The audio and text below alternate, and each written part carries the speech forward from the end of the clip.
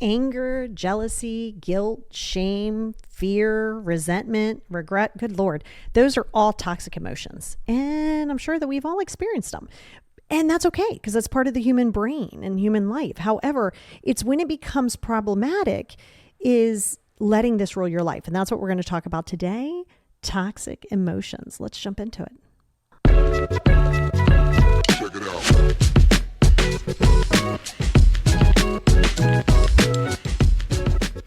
Hey, everybody, and welcome back to the Positivity Experience. It's your girl, Lori. And man, I'm excited that you're here. It is basically fall. I think we're like a week out from being officially fall here in the Northern Hemisphere. However, I am so excited. I closed my pool. I am all about the pumpkin. I'm all about the leaves changing. I'm all about windows being open. And it's just absolutely stunning. And I am so excited to just be here. Like, the fall is my most favorite time of the year. And so today I want to talk to you about toxic emotions. But before we do that, over on Patreon, there's going to be a worksheet, as always, on Patreon that kind of helps guide you in how you can start navigating through. And we'll talk about some of them here, but how you really start navigating through those toxic emotions and, kind of the steps that you can start to take, because it's great to have the knowledge, but if you don't know where to start, then you're kind of lost. And it's our monthly bonus episode for the abundance tier, and it is all about seasonal affective disorder. So if you're in the abundance tier, you will have 3 podcast this week. We get one bonus one a month. If that's something that you're interested in, you can join me over at patreon.com/the positivity experience, or just find the clickable link anywhere that you were getting this podcast today. So let's jump into this whole toxic emotions. And we've talked about toxic emotions before, but they really warranted another visit. You're going to find, I'll find many different ways to talk to you about the similar topics, because there's really only so many topics in this world that are going to help you. But sometimes you have to hit them from different angles. So you know how, if somebody tells you one thing and then somebody tells you the same thing but in a different way, you're almost like, oh my God, I get it now, like an aha moment. So that's why I try to do more than one, just not super close together. But toxic emotions are really important because, we all have struggled with toxic emotions like anger, like jealousy, like guilt, like shame, regret, resentment. We've all carried those. And the reason I'm doing this kind of so soon after doing one is because it's still becoming really problematic, especially with, the political climate is getting ready to get heightened because it's going to be a big voting time next year. And it's just becoming a little icky outside there in the world again. And so it's important that, remember, you cannot control other people's toxic emotions, but we will talk about a little bit on how you don't deal with that. And that's going to be boundaries. But this is more about you, right? Because let's talk about them. So I've kind of highlighted some, but where would that even come from? Well, that's pretty easy. Some of it can be a traumatic experience. I mean, let's just call it like it is. Most of us are not born with toxic emotions. I mean, we're children and we can't communicate. So there's frustration there. That's why we cry, because we're hungry. We cry because we're wet. We cry, that's the only way of communication. But, if you have any kind of abuse, neglect, any kind of significant loss, it can lead to anger, fear, and shame. So we know where it comes from. Always knowing what is going on and where it comes from is going to be very beneficial. So and the reason we're going through where these things come from is because I don't want you to ever beat yourself up because you carry these toxic emotions. It's called self-awareness. Everybody wants it to be everybody else and it's everybody else's fault. And it's because of my childhood. That's a reason, not an excuse. And so that's what we're talking about is, these are just some reasons. Unresolved issues. Okay. So if you have any unresolved conflicts, any unmet needs that aren't based in attachment and expectations, which is whole podcast. So go back to the podcast and listen to both attachment and the expectation podcast. Those are 2 different podcasts. But when I say unmet needs, a lot of it is also from yourself, but also unmet needs of like, okay, I've discussed it. We've gone to therapies. We've talked to people and it still isn't changing. Then you're going to have some radical acceptance, which was last week's podcast, and realize that, you know what, you can carry the anger and resentment all you want, but at the end of the day, it's you drinking your own poison and expecting someone else to get sick or die, right? And it just isn't going to work that way. So a lot of that can come from unmet needs, being in situations and in relationships that you think should be a certain way or how you would be in them. So this is those sort of unresolved issues. Oh God, this is a good one too. Negative beliefs and self-perception. Okay. Like what your worth is. Oh my God. Can I just tell you, no, it's literally in the word self-worth, not what mom thinks of me is worth, not what does my spouse think of me is worth, not what do I look like on Instagram's worth. It's self-worth. So you are essentially saying that you're not worth anything based on traumatic experiences of somebody else's unhealed trauma and how they deemed you to be worthy. Well, we can unbox that. You're always welcome to book a session with me. You're always welcome to unbox it with somebody, but you can't sit there and try to do it on your own. And you can't be in a toxic environment and expect to change. And we're talking about that, I believe, next week. Or the following week, talking about toxic environments and changing and not staying in situations that you no longer need to be in, right? And so that's going to come with some of these toxic emotions. So there's always a methodology is when I strategically place these, and this needs to be there first, right? So you can kind of understand it, because a lot of times you stay in toxic situations wanting it to be different. And that's just going to breed all kinds of resentment, and that goes into expectations. And some of these toxic emotions, right? The emotions are not facts. Your feelings, thoughts, they're not facts. I don't care how you spin them. They feel real to you, but that doesn't mean that they are a fact. A fact carries no emotion. So the expectations can also breed this in, but we'll talk about that in a second. Lack of coping skills, not knowing how to cope because maybe you weren't taught that. Inadequate coping skills, emotional dysregulation, not knowing how to process your emotions when things get a little on the heightened side, right? And when you don't know how to process the emotions, it turns into frustration. It turns into anger, and anger is frustration. Anger is just a describer word. You know that. We've talked about that. Anger is fear, frustration, and hurt. That's it. One or all of those things. But when you don't have a coping skill and you're not dealing with emotional regulation, it goes into this sort of, I'm going to react. This is that reactive mode. This is also where ego can kick in. There's a lot of that, right? So we got to work on coping skills. I have so many different podcasts on the Patreon that has worksheets with it. But you can have the worksheets, you can have books, you can have your higher power sit next to you and give you all of this information. But if you're not doing it and you're not consistent, it's not going to matter. Right? And then you get frustrated, then you feel shameful because now you have a toxic emotion of shame because you're not doing enough, but then you didn't put a micro goal in place. Then you started doing it. Then you were waiting for motivation. Motivation's not real. So then you get mad because it's this weird chicken and the egg rabbit hole cycle that you keep going down. And it isn't serving your best and highest good. And I think that's the important factor, is that it's not serving your best and highest good. Okay. So another area for that is, so we've talked about hereditary. We've talked about society. We've talked about cultural. We haven't talked about culture. I have that written down. Cultural belief systems play a big part of that, right? It's how you were raised, right? You say, and I know you hear this a lot. That's a very toxic statement. This is how I was raised. Well, this is how I've always done it. Well, this is how I was raised. Well, this is how I was taught to do it. Toxic, toxic, toxic. Okay, we know, that's a reason. Stop living in the toxicity of the past. Know that it's from a reason. Know what the reason is. Use it as a teachable moment. I mean, to talk a lot about my molestation, I'm not living there. It's more or less just to teach you from a place of saying, hey, this is how you can get on the other side of that, right? But it's imperative, so imperative that I know for me, and I did a podcast somewhere in the 50s episode. I'm not really sure off the top of my head, but I did one on religious trauma, and it's a real thing. So culturally, how your belief system of the people who were raised prior to you, you sort of start to adopt it, or you're told this is what's right, this is what's wrong, this is how you got to do it.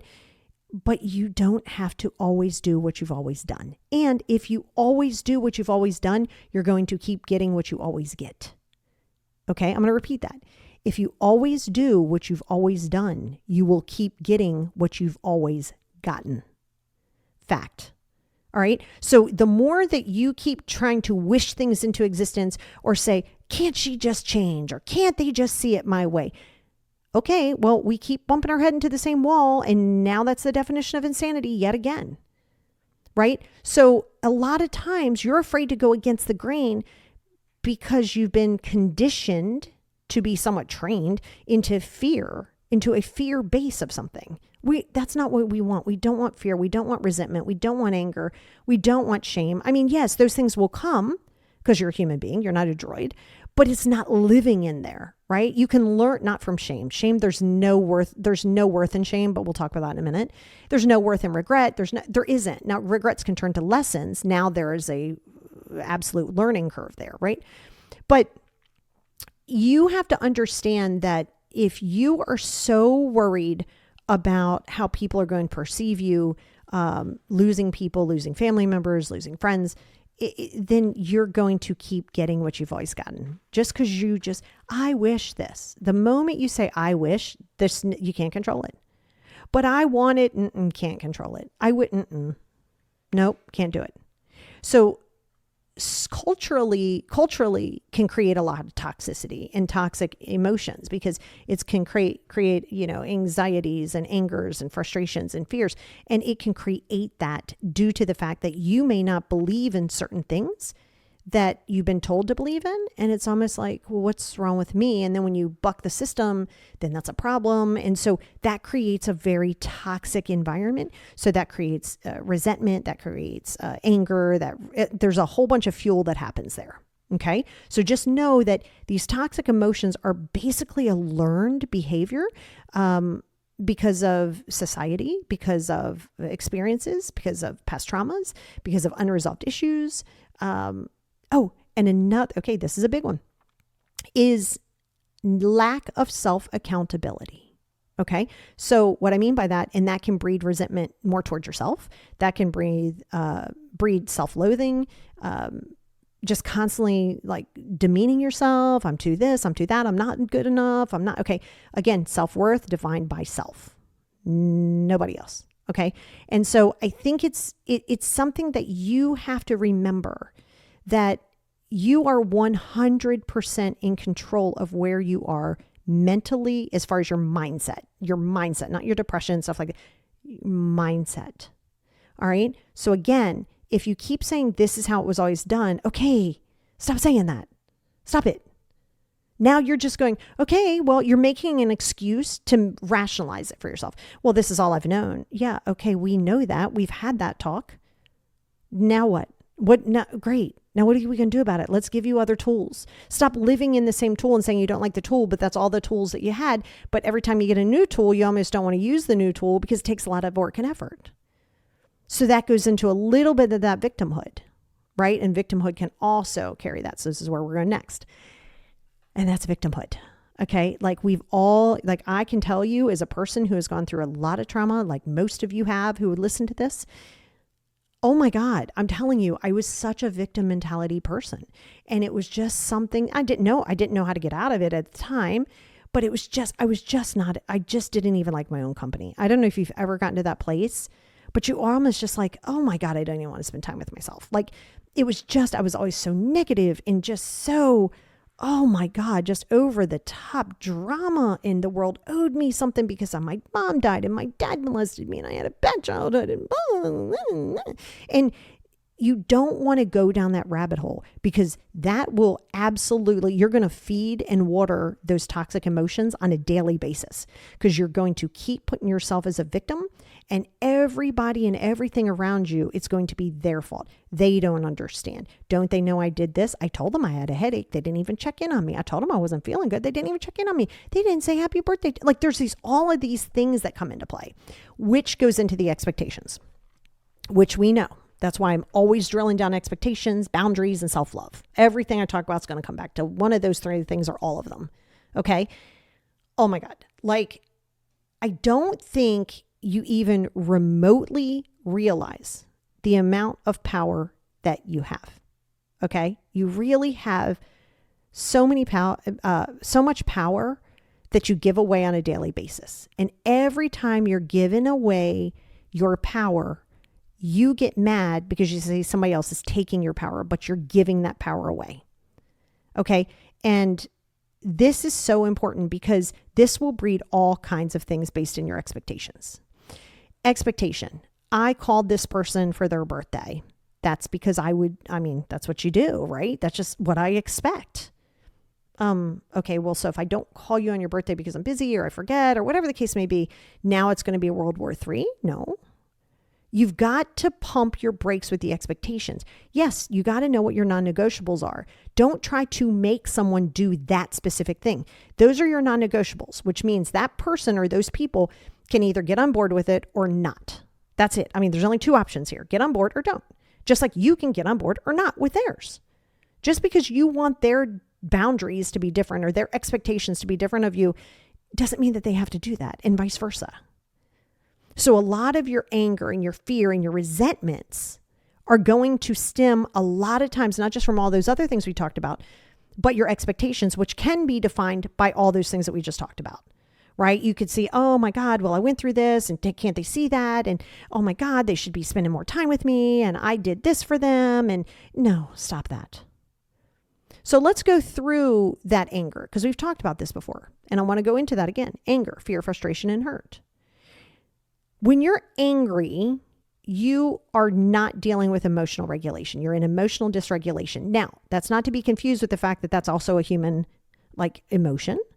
There are going to be things that are going to irritate you. There are going to be things that are going to trigger you and you are angry.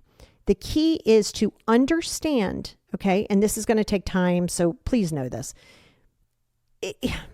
People's actions and words are not defined, are not defining you.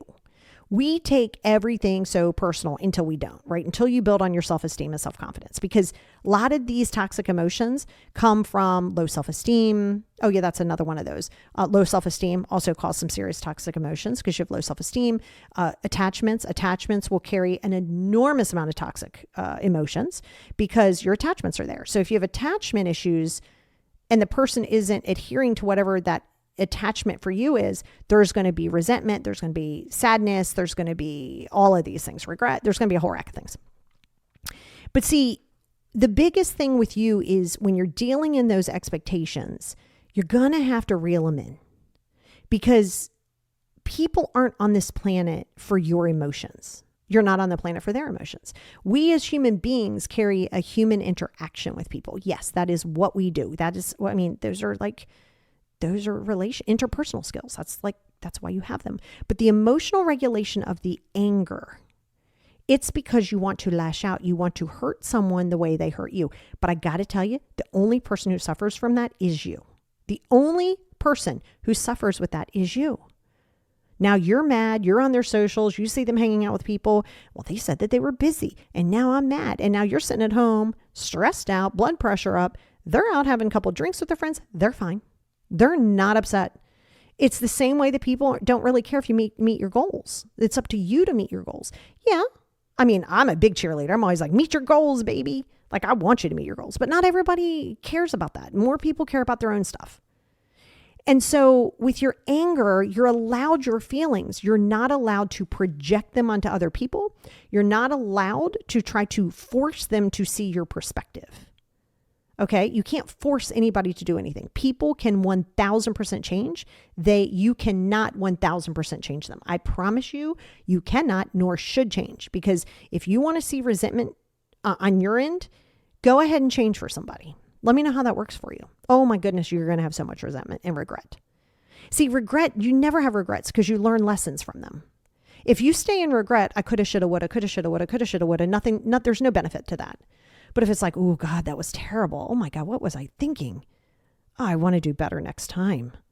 So you take that, you take the accountability, any consequences that come with it, you take the accountability and you go, okay, let me do better next time. Not let me keep running myself into the brick wall and apologizing 843 times. And oh my God, I'm so sorry. I'm so sorry. Like, nobody wants to hear that. The best apology is a change behavior. Right? Sure. Apologize. That's great. They're just words. Actions will always speak louder than words. And so it, much like that, side note to that is, that's why you can't say, I'm going to go do this and be this kind of person. And then you're not doing the work. Like, if you're going to talk about it, be about it, right? That's just how it is. Walk the walk. Okay. You're going to talk the talk. Great. But you better walk the walk with it. And so, with the regrets, that can shift. Now, of course, with fear, I do exposure with people, and fear is my jam. Like, exposure is my jam with fear. What you fear, that's what we're going to do. Oh, but what if you don't? And here's the deal. And let me let you in on a huge, not big secret is the only way to get confidence is to do the things that you fear and to do them all the time. Fall, get up, do it again. Fall, get up, do it again. Fall, get up, do it again. But do it because you choose to do it, not because you're asking 843 people what they think you should do. Do what you want to do. It is up to you to either succeed at it or still succeed by not succeeding at it, because now you've learned more about it. See, these toxic emotions can shift. The regret can shift and not become toxic when you go, well, what lessons did I learn about myself? Now, of course, this forces you to be self-accountable. Don't blame everybody else. Don't be passive aggressive and be like, well, I only lashed out because they came after me first. Like, don't do that. Don't do that. Stop blaming people for your reactions. Stop it. And so what you have to get clear in is the more that you look at something, if you feel like you have regret about something, like I said, what lessons did you learn? Execute those going forward. Okay. Anger. Okay. Calm down. You're allowed to feel the feeling, but what are you frustrated about? What do you fear about it? What do you heard about it? Stop trying to go, I want them to suffer like they made me suffer. That is never going to serve your best and highest good. The universe will never reward you. The universe is not going to grant you any kind of reward because you're making somebody else hurt. No, I don't care what they've done to you. The universe will never, and I mean never, and I don't use always and never much, but I will here, will never give you abundance based on the fact that you're trying to harm somebody else, regardless of what they said and did. They don't have to be a part of your life again, but that comes with emotional maturity. And I have a whole podcast on that. But emotional maturity is learned. It's something that we did not learn as kids. It's something that we grew up kind of like, if you like me and born in the 70s, grew up in the 80s. Oh my God, it was like the Hunger Games. You didn't learn anything. You just learned, how can I make shit work? Like, let me just try to survive out here. We're the feral generation for a reason. And so you have to be very clear and very calculated not in calculated like a bad way, but clear and calculated in your mind with your feelings. What is it? You can't get mad at somebody for knowing if they're consistent with something. If you know that your mom is always going to be judgmental and she's always coming in at you sideways and she's always doing those things, and every time you talk to her, you get up in your feelings and your feelings are hurt, that is all on you, not her, not even a little bit, because you know the monster that you're dealing with. Not that she's a monster, meaning the monster, like that insecurity monster, not mom, the monster. Because your mom's not the monster. It's the stuff that she's might be saying and doing that creates that monstrous behavior, right? But if you know what you're dealing with and you know what you're up against and you keep wishing it to be different and not accepting it as it is, radical acceptance, last podcast, well, then that's on you, babe. If you keep putting yourself in a situation, you don't owe this person a relationship. As an adult, you don't owe this person a relationship.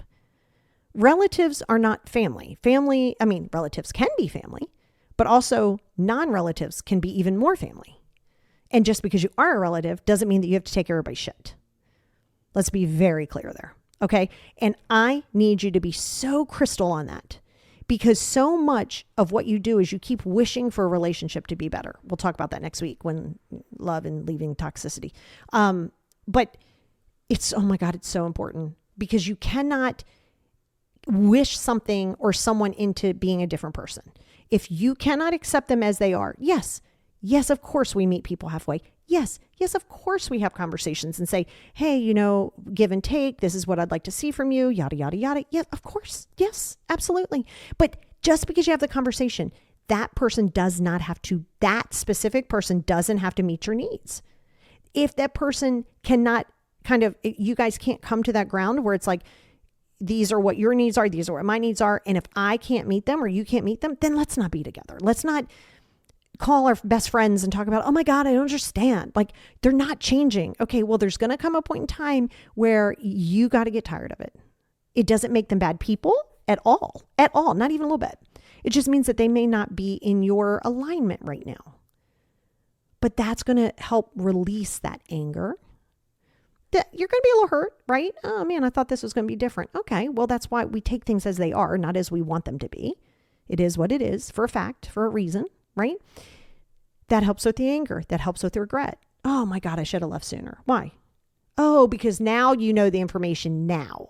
So you're saying you're mad at yourself because you should have left 3 years earlier, but you didn't, but you did now, but it's too late. Why? Why are we worried about that? It's okay. Maybe you weren't in that headspace to see it. Maybe you had selective seeing at that time. And that's okay. That's perfectly fine. You know, don't beat yourself up. You're here now. You got out of it. Great. Give yourself kudos. Pat yourself on the back. Yay, brava. You know what I mean? And it's like, those are the things that you're not giving yourself credit for. Okay. Fear. So what if it doesn't work? Great. Oh my God, failure is beautiful. I told you that. You must fall and fail often. Oh, but it's the unknown. I have a whole podcast on accepting the unknown. Okay. The unknown is beautiful. It's where everything amazing lives, because even if it doesn't work out, it's still amazing because it teaches you something.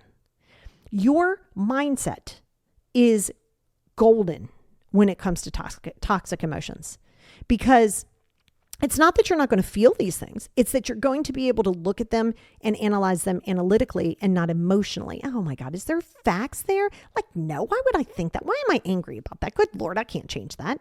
I don't like it. Okay, well, is it something that's a deal breaker? Not really. I just didn't like it. Okay, you can voice it, but not everything needs to be a Karenicity moment where you're bitching about everything.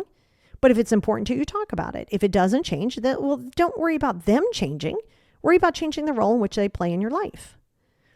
The mindset mastery, the mastery of mindset is, oh my God, it is spectacular. And I promise I'm going to do a whole podcast, a whole series on the mastering mindset, because it is such an amazing thing. And is it easy? It becomes easier. Yes.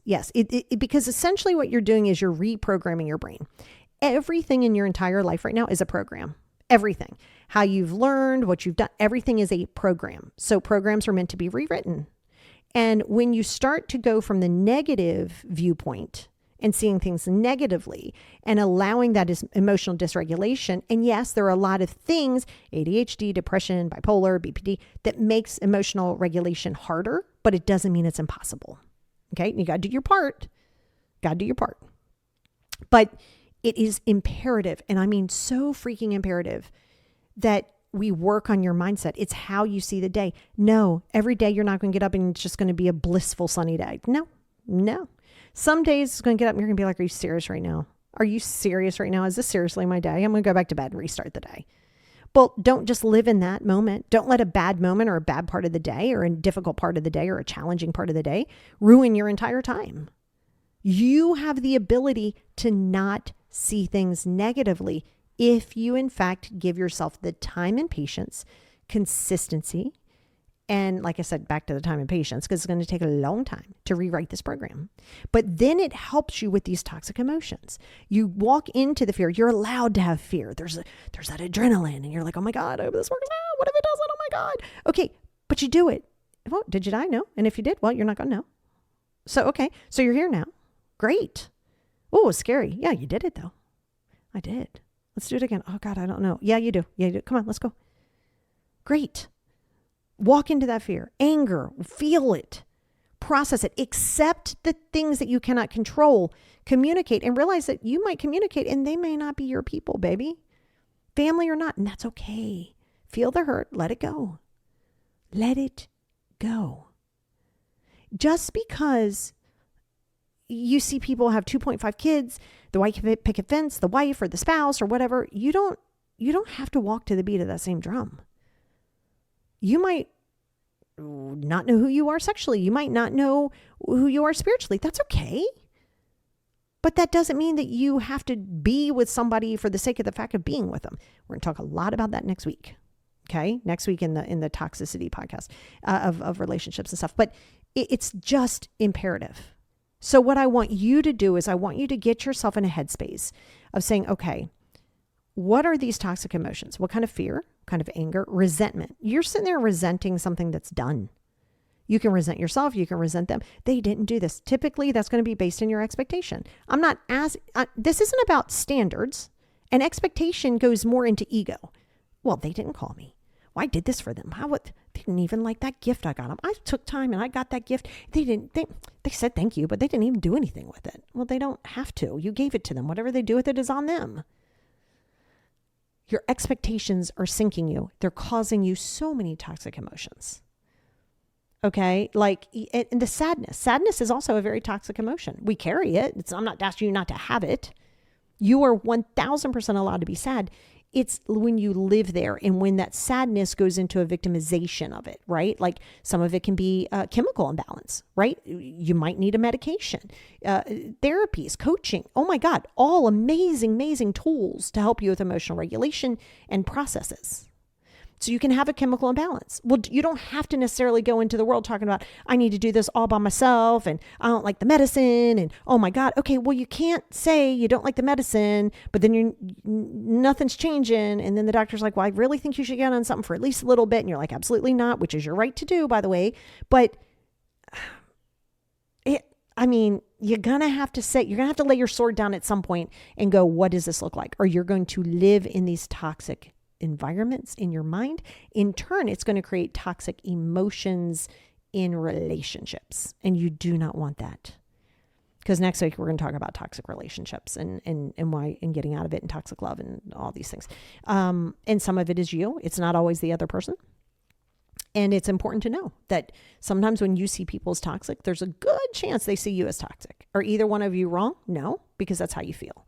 And you don't get to say this is how I feel and I'm valid, which you are, but so are they, even if it's opposite of what you think it is.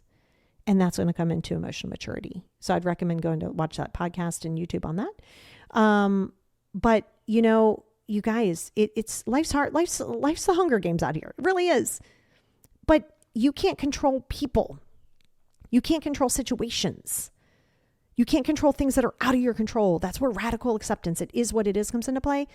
And then your emotions are your responsibility, not your childhood's responsibility, not your, this person's responsibility.